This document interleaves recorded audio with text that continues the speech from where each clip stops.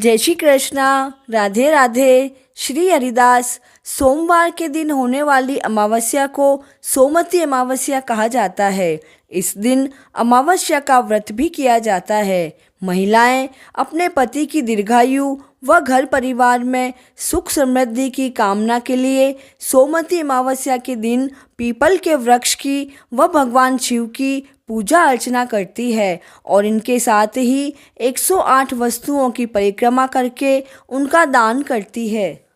सोमवती अमावस्या की एक बहुत पुरानी और प्रचलित कथा है, तो आइए श्रवण करते हैं सोमवती अमावस्या की कथा का। प्राचीन समय में कांचीपुरी नगर में एक ब्राह्मण परिवार रहता था। उस ब्राह्मण का नाम देवस्वामी था और उसकी पत्नी का नाम धनवती था। उसके 7 पुत्र व एक पुत्री थी। पुत्री का नाम गुणवती था। पुत्रों का विवाह हो चुका था। उसने अपनी बेटी के लिए वर ढूंढने के लिए अपने बड़े पुत्र को भेजा। उसी समय पंडित जी ने उसकी पुत्री की जन्म कुंडली देखी और बताया कि इसके विवाह के समय 7वां फेरा लेते हुए कन्या विधवा हो जाएगी। पंडित जी की बात सुनकर ब्राह्मण और उसकी पत्नी के पैरों तले जैसे जमीन ही खिसक गई हो। उन्होंने पंडित जी से इसका उपाय पूछा। पंडित जी बोले, सिंहल द्वीप में एक सोना नाम की धोबिन रहती है। सोना धोबिन एक प्रतिव्रता स्त्री है और वह हर अमावस्या का व्रत करती है। यदि तुम्हारी पुत्री उसकी सेवा करे तो इसका वैधव्य दोष दूर हो जाएगा।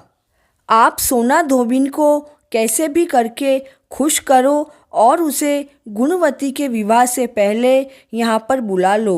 तब देवस्वामी का छोटा बेटा अपनी बहन के साथ सिंहल द्वीप जाने के लिए निकल पड़ा। रास्ते में उन्हें समुद्र मिला। अब उन्हें उसे पार करने की चिंता हुई। दोनों भाई बहन एक पेड़ के नीचे बैठ गए। उसी पेड़ पर एक घोंसले में गिद्ध का परिवार रहता था। उस समय घोंसले में सिर्फ गिद्ध के बच्चे थे। गिद्ध के बच्चे उन दोनों भाई बहन को देख रहे थे।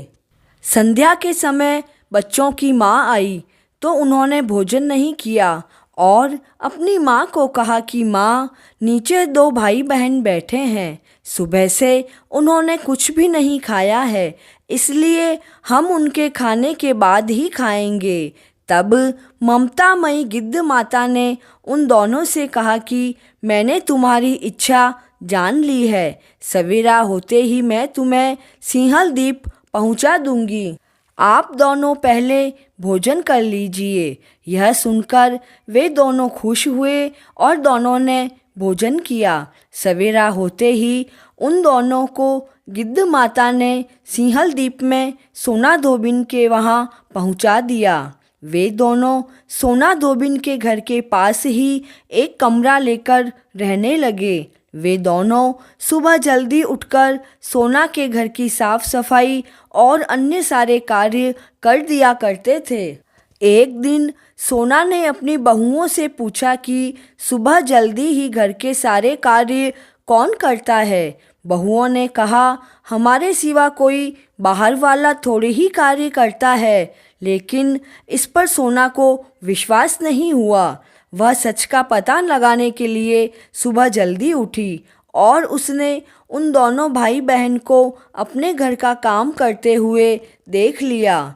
तब उसने गुणवती से पूछा कि तुम दोनों कौन हो और मेरे घर का सारा कार्य क्यों कर रहे हो। तब गुणवती के भाई ने सोना धोबिन को पूरी बात बताई। सोना ने उनकी सेवा से खुश होकर उचित समय पर उनके घर पहुंचने का वचन देकर उस लड़की के वैधव्य दोष के निवारण का आश्वासन दिया।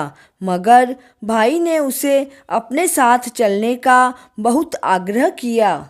सोना धोबिन मना नहीं कर सकी और उनके साथ चल दी। चलते वक्त सोना ने अपनी बहुओं से कहा कि यदि मेरे पीछे किसी का भी देहांत हो जाए तो उसके शरीर को नष्ट मत करना।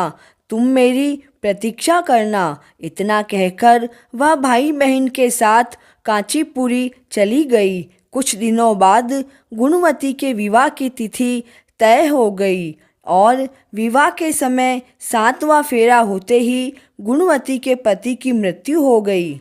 तब सोना ने तुरंत ही अपने संचित पुण्यों का फल गुणवती को प्रदान किया, जिसके प्रभाव से गुणवती का पति जीवित हो गया। तब सोना धोबिन आशीर्वाद देकर अपने घर के लिए रवाना हुई।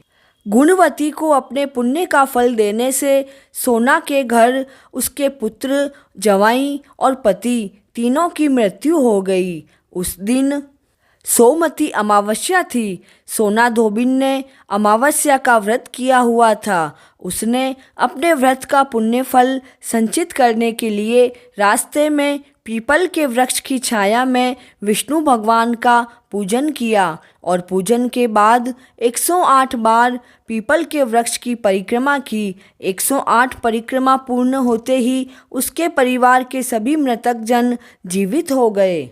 हे प्रभु नारायण, सभी कहते सुनते व हुंकारा भरते हुए पर अपनी कृपा दृष्टि बनाए रखना। सोमवती अमावस्या की कथा पूर्ण हुई। जय श्री कृष्ण।